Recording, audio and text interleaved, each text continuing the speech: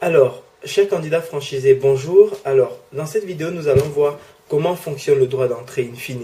Donc, qui est cette technique de fixation et de règlement du droit d'entrée qui vise à drainer, à tirer la franchise, à entraîner la franchise vers un état de transparence maximale, tout en limitant notamment, en accélérant le taux de la vitesse de développement des enseignes qui démarrent, tout en réduisant le risque pour les franchisés qui rejoignent cette enseigne. Alors, comment fonctionne le principe du droit d'entrée in fine?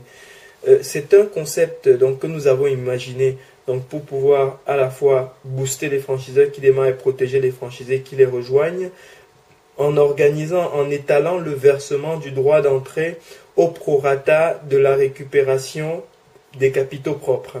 C'est-à-dire que si par exemple, d'après le modèle que vous propose le franchiseur, vous récupérez vos capitaux propres en 3 ans et demi, il faudrait également étaler le droit d'entrée sur 3 ans et demi. Et ce au prorata de la part de capitaux propres que vous récupérez au fil des années. De cette façon-là, vous associez réellement le succès du concept avec le versement du droit d'entrée.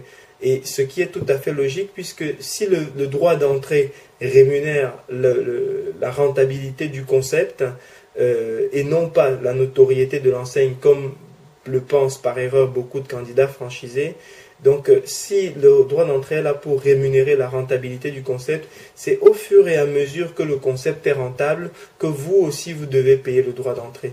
Il n'y a aucune raison, mais absolument aucune raison que vous, candidats franchisés, vous devriez verser le droit d'entrée total d'entrée de jeu et ensuite croiser les doigts pour espérer récupérer votre mise au fil des exercices. Il n'y a aucune raison pour cela et ça c'est un déséquilibre fondamental qui à notre sens perdure dans le système de franchise et c'est à vous, nous, à toute la communauté franchise d'entraîner la franchise vers un état de transparence et d'équité maximale en assurant la promotion de ce type de montage.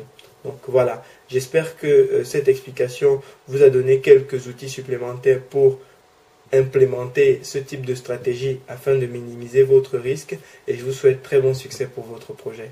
Merci.